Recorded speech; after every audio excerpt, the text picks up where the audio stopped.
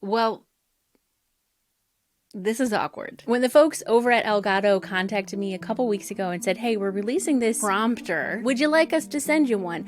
I mean, I'm never going to say no to a piece of video gear, but I'll be honest, my initial thought was, after I spent hours getting my newer teleprompter in just the right position, at just the right angle, at just the right center of gravity, Elgato comes out with this guy. So let's talk about it. If you're new here, my name is Meredith, and I'm here to help you look good, sound good, and feel good on camera. And this is the year, apparently, of teleprompters. Full disclosure, Elgato gifted this to me. I didn't pay for it, but this isn't a sponsored video. They're not paying me to talk about it. It was like a no strings attached type of a situation. So I officially unboxed this a couple of days ago. I've been using it for the last few days. So before I give you my thoughts on it, let me show you how it's all put together. This is the weirdest angle that I think I've ever done for a YouTube video. This was really made for the Elgato Facecam Pro. It even says right there. So that little square hole is not going to work for my Canon. It shows 3 different backplate options, so I need to take this one for the Facecam off. So for a mirrorless camera or a DSLR where you have like an actual threaded lens, then we need to use the DSLR mirrorless backplate. So we have a very wide variety of rings here to attach the camera to this securely, and I need to figure out what the actual diameter of my lens is. So per the instructions, I just need to take a look at the lens cap. 67. Let's see if that works. Each of these rings is labeled, so this one is the 67. I kind of feel like you're watching over my shoulder here while I figure this out for us. We're going to attach the setup ring to the camera lens thread. Okay, here we go. So the ring we just attach is going to like seat itself in here, and we just slide it up through. So basically what we have here is the teleprompter and the display is mounted to the lens. That just slides right on. The lens is mounted to the camera, obviously, and then the camera is just going to be mounted to my master mount or to a tripod or however. It's not like this is heavy, but it feels like a lot of weight to be like putting on the lens threads where it connects to the camera itself. But I'm going to trust the process. So I've used this for the last couple of days in a couple of different scenarios. I just got off of a Zoom call where all on this display here, I was able to put the notes for my slides. I was able to see my slides, and I was able to see the people that I was presenting to, and it worked flawlessly. So does it work? Yes, absolutely it works. Of course it does.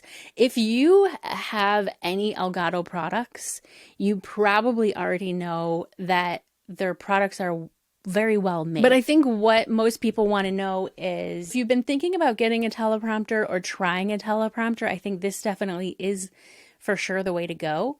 If you already have a teleprompter and you're wondering, like, is there anything special about this that you should switch out and start using this? I guess it depends on your preferences and your setup.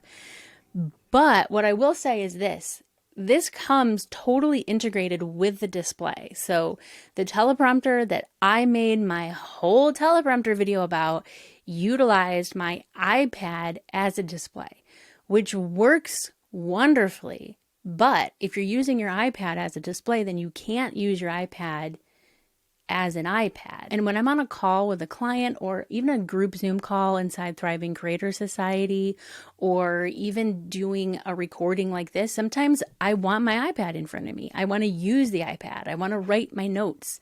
And I can't do that if I'm using it as a display. So if that's an issue you run into currently, then I would say definitely get your hands on this so you have this whole integrated system and you don't have to worry about using your iPad. Another thing about using the iPad is you have to use the Duet software, which is, I think, about $60 a year or so.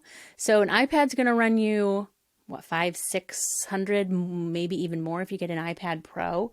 Plus you have to pay for the software, whereas this, again, It's all in one piece. You literally plug this in. It just works as a second monitor. It does do one kind of wonky thing that I want to show you because it kind of freaked me out a little bit. But before I do that, I want to show you this Camera Hub software from Elgato. And I don't know if this is new software or something that just came out with the prompter. But when you have the prompter plugged in and you open the Camera Hub, you have actual teleprompter software all right here on your desktop, and it will automatically display on the teleprompter. Now, personally, I like to use the teleprompter just like it was a second desktop, and since my YouTube scripts are inside of Notion and I might use the teleprompter with Zoom, it's just another desktop. I can put whatever I want on there. It doesn't have to be used as a teleprompter. But if you want to have the teleprompter, you know, full experience where everything kind of scrolls on your screen, all you have to do is press play after you put your script into the app. And you can also change your settings, like fix the margin so that it doesn't look like you're reading from side to side.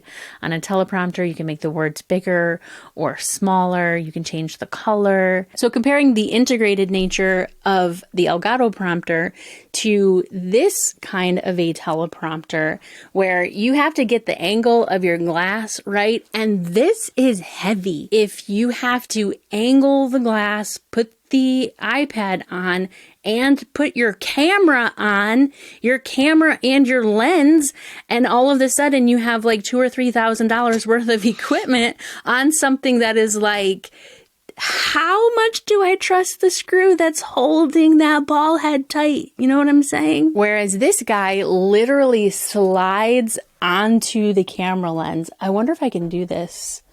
Nope. Literally slides. All you have to do is line. Whereas this guy literally slides onto the lens like so. Yeah, there we go. See?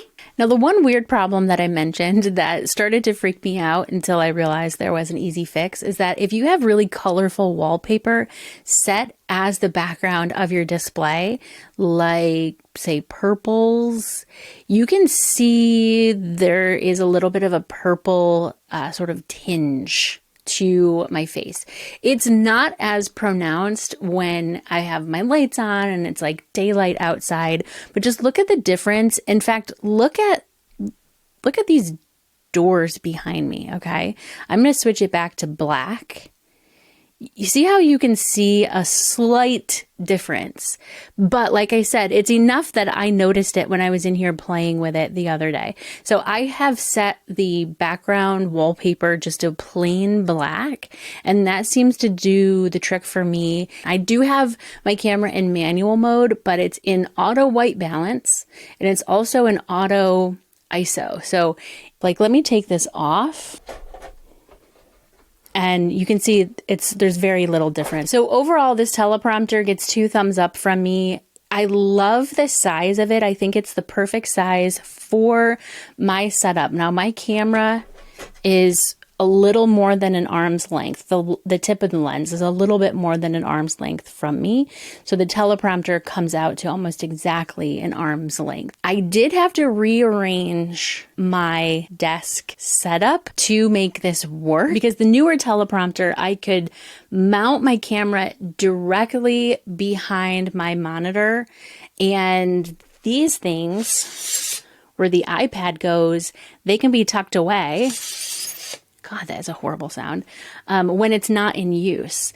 Whereas because the display of the Elgato prompter is connected, it just gets in the way of the monitor, and I don't want it there all the time. And the little amount of rearranging that I had to do is worth it because with this, there's no tweaking of getting the angle of the screen. Plus, I love that it slides on and off the lens so easily. One little piece of feedback for Elgato, if you're watching this, is I kind of want to be able to mount the teleprompter itself to a master mount and then attach the camera to the teleprompter, which I know is possible. Like, I know you designed it this way, but because the camera would sit on here and be attached this way, there's no place for my dummy battery cable to come through. So I would have to drill a hole or Dremel it out or something. That's my only complaint. And it's really not that big of a deal because it works fine the way that it is. But I could definitely see where you might not feel 100% comfortable having this just sort of like attached to your lens and just kind of hanging out there. But it's worked fine for me so far. It hasn't caused any problems. So I'll link to the Elgato Prompter for you so you can see all of the specs and all of the details and see if it might work for you. And if it's something you're considering, it definitely gets a 2 thumbs up approval from me. And if you want to learn more about using a teleprompter and like some of the other use cases that I mentioned with some examples, then I will link up my teleprompter video for you here. Just watch it with the full knowledge that I actually think this is probably the better option as far as the actual teleprompters go, but that will help you with the setup.